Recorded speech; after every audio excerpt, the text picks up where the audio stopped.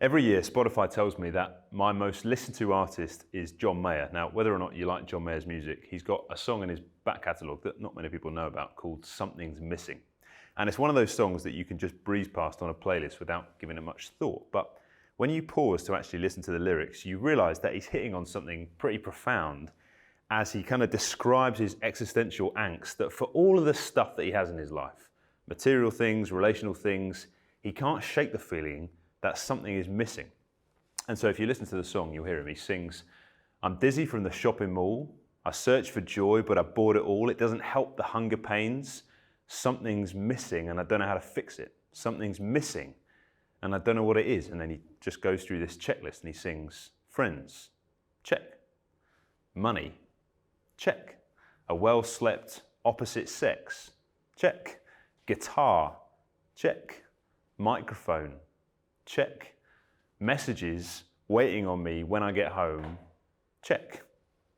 Something's missing and I don't know what it is." And I just wonder whether that maybe resonates with us. This search for joy, this search for happiness, for satisfaction, for something, but despite searching in 100 different places, never being able to shake the feeling that something's missing. And so let me ask you, what do you think it would take? What would it take to make you satisfied with life? Just pause and answer that question in your heads. And I don't mean a brief, "oh, that was nice," kind of satisfied. I mean a lasting, void-filling satisfaction that doesn't depend on your circumstances. Because it's actually striking to see our lack of progress in our pursuit of happiness, despite all the gadgets and all the gear that people have, the technology at our fingertips, our comparative wealth compared to previous eras. Despite all of that, we're arguably not actually any happier than our great-great-grandparents were. In fact, if things like suicide and depression are indicators, then we're actually doing a far worse job of being happy than those before us. In the past year, over 7 million people in the UK were prescribed with antidepressants. I'd imagine that's only increased post-COVID. In an average group of 50 people, 13 would have mental health issues, of which 5 would have anxiety or depression, 2 would have clinical depression. There's a growing dissatisfaction around the way we look. A third of 18 to 34-year-olds would consider plastic surgery or cosmetic procedures of some kind. And so as we reflect on those stats, I wonder whether we actually have a much kind of thinner life satisfaction than we would want to admit. A survey was done quite recently in the States of people who had a net worth of more than $25 million. And remarkably, respondents to this survey were generally dissatisfied. Money contributed to deep anxieties for these people, which is incredible. And actually, most people in this camp don't consider themselves financially secure. For that, they think they would require, on average, 25% more wealth than they currently possess. Now, you might sit there and think that's crazy. I think that all the time. You know, whenever I see an advert for Euro Millions on TV and the chance to win 130 million, I'm tempted to think that if I won it, well, then I'd finally be satisfied. You know, I'd never want for anything again. But it's not true. I read this book a few years ago. It's called Notes on a Nervous Planet by a guy called Matt Haig. Let me read to you one of the chapters. It's not very long. It just gets this whole concept completely. Have a listen to what he says. "You will be happy when you get good grades. You will be happy when you go to university. You'll be happy when you go to the right university. You'll be happy when you get a job. You'll be happy when you get a pay rise. You'll be happy when you get a promotion. You'll be happy when you can work for yourself. You'll be happy when you're rich. You'll be happy when you own an olive grove in Sardinia. You'll be happy when someone looks at you that way. You'll be happy when you're in a relationship. You'll be happy when you get married. You'll be happy when you have children. You'll be happy when your children are exactly the kind of children you want them to be. You'll be happy when you leave home. You'll be happy when you buy a house. You'll be happy when you pay off the mortgage. You'll be happy when you have a bigger garden in the countryside with nice neighbours who invite you to barbecues on sunny Saturdays in July with your children playing together in the warm breeze. You'll be happy to write. You'll be happy to be published. You'll be happy to be published again. You'll be happy to have a bestseller. You'll be happy to have a #1 bestseller. You'll be happy when they turn your book into a movie. You'll be happy when they turn it into a great movie. You'll be happy when you're J.K. Rowling. You'll be happy when people like you. You'll be happy when more people like you. You'll be happy when everyone likes you. You'll be happy when people dream of you. You'll be happy to look okay. You'll be happy to turn heads. You'll be happy with smoother skin. You'll be happy with a flat stomach. You'll be happy with a six-pack. You'll be happy with an eight-pack. You'll be happy when every photo of yourself gets 10,000 likes on Instagram. Maybe. And that's pretty accurate, isn't it? This kind of relentless, never-ending pursuit of happiness with nothing ever quite reaching the mark. And we have these kind of fleeting moments when we feel as though we've made it, but then no sooner it arrives, then it's gone again. Here's Mark Manson, okay, New York Times bestselling author. He puts it like this. He says that the pursuit of happiness plunges us headfirst toward nihilism and frivolity. It leads us toward childishness and incessant and intolerant desire for something more, for a hole that can never be filled, a thirst that can never be quenched. And I just wonder whether you feel the pinch of that. That we have these longings, but nothing ever quite scratches where we itch. And so we search desperately for satisfaction in love and sex, or in academic success, or in keeping fit, or in fighting for a cause. And these things can feel nice. We get this kind of temporary endorphin-loaded high, but eventually they fail us, or the spark wears off, and we crash, and we realize that we never really found what we were searching for. And so we start looking all over again. Doesn't that just describe life? Whether you're 19 or you're 90, the incessant and intolerant desire for something more, as Manson puts it.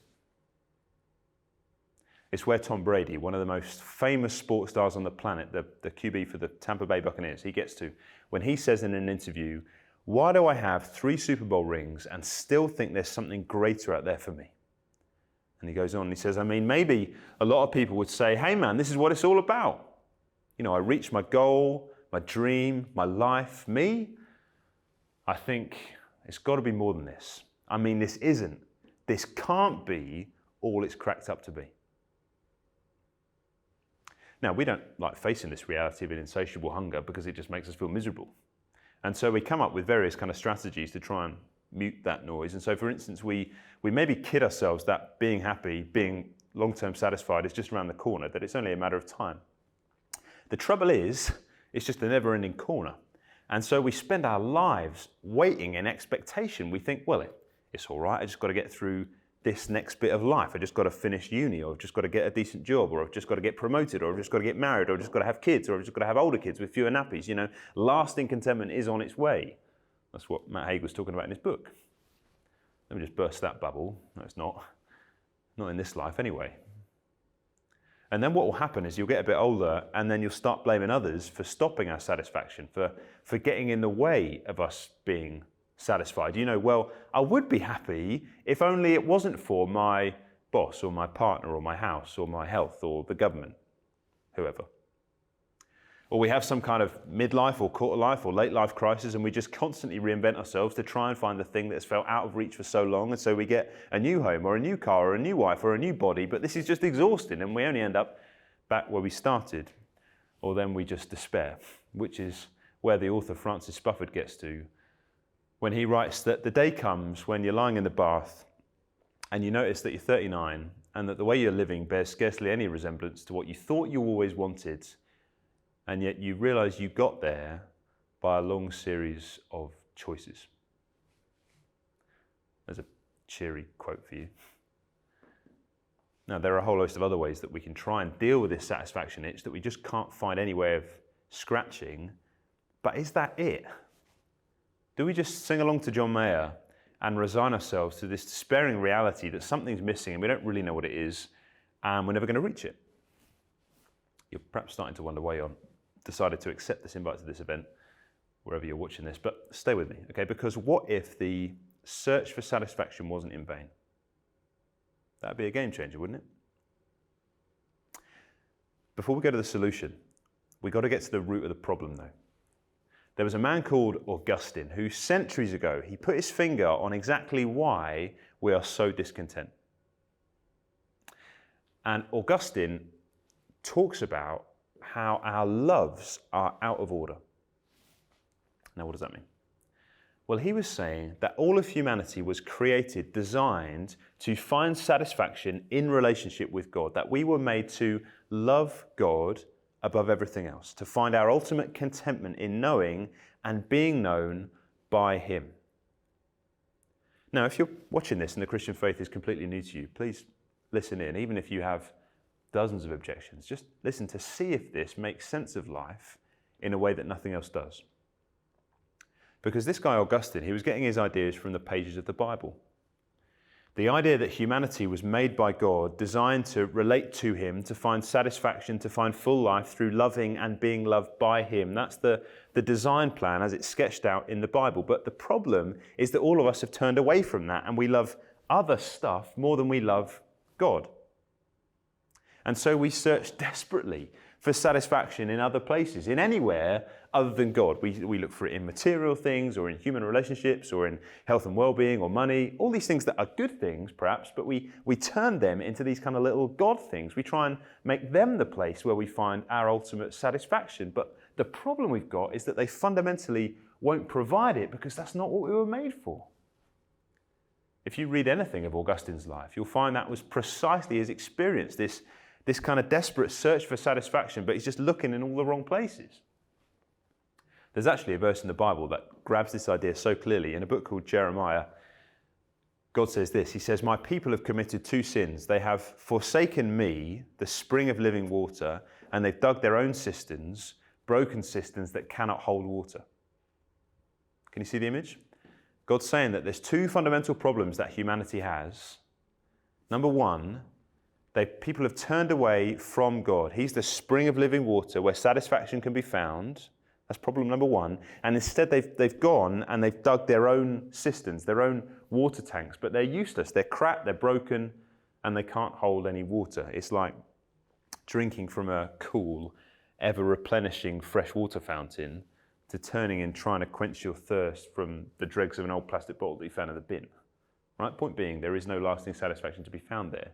You might get the odd splash of water that satisfies you briefly, but it's not enduring. And so the Bible says that we were made for this relationship with God, but that we've run away from that to other things. And so, the reason why we're on this kind of constant hunt for a satisfaction that we just can't find a fix for, like John Mayer or Tom Brady, is because we were made for something better. That's why the search for ultimate satisfaction in all of these earthly things can feel so elusive, like sand through your fingers. Here's a great little quote from author C.S. Lewis, okay? Author of the Narnia series. He's saying the same thing. He says, "Creatures are not born with desires unless satisfactions for those desires exist. A baby feels hunger, well, there's such a thing as food. A duckling wants to swim, well, there's such a thing as water. People feel sexual desires, well, there's such a thing as sex." And then here's the key. He says, "If I find in myself a desire that no experience in the world can satisfy, the most probable explanation is that I was made for another world." Or as Professor James K.A. Smith writes, he says, "The insatiability of my hunger isn't a bug, but a feature, a signal that I long for something infinite. Wanting more isn't the problem. It's where I keep looking for it." And so with that in mind, we're going to turn just to consider a passage from the Bible that begins to answer this for us. Okay, this is taken from a true account of Jesus' life, written by a man called John. He was one of Jesus' good friends. He wrote down this eyewitness testimony of Jesus' life. And so as we come to this, okay, recognize this isn't a fairy story. These are historically verifiable records of something that really happened. And as we look at it, particularly, I guess, if you're new to the Bible as you watch this, try and come at this with an open mind. I realize that we will all have preconceptions.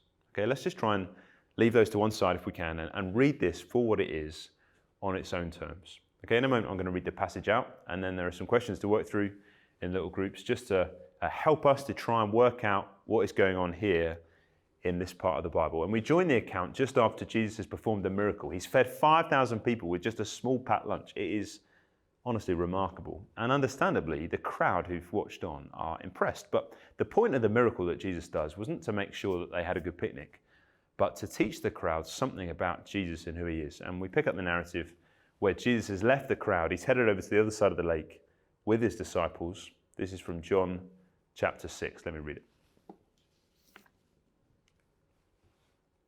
When they found him on the other side of the lake, they asked him, "Teacher, when did you get here?" Jesus answered, "Very truly I tell you, you are looking for me, not because you saw the signs I performed, but because you ate the loaves and had your fill. Do not work for food that spoils, but for food that endures to eternal life, which the Son of Man will give you. For on him God the Father has placed his seal of approval." Then they asked him, "What must we do to do the works God requires?" Jesus answered, "The work of God is this, to believe in the one he has sent." So they asked him, "What sign will you then give that we may see it and believe you? What will you do?" Our ancestors ate the manna in the wilderness. As it is written, he gave them bread from heaven to eat.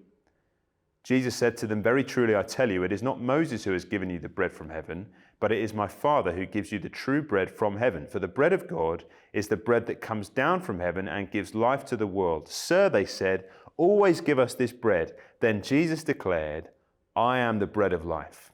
Whoever comes to me will never go hungry, and whoever believes in me will never be thirsty.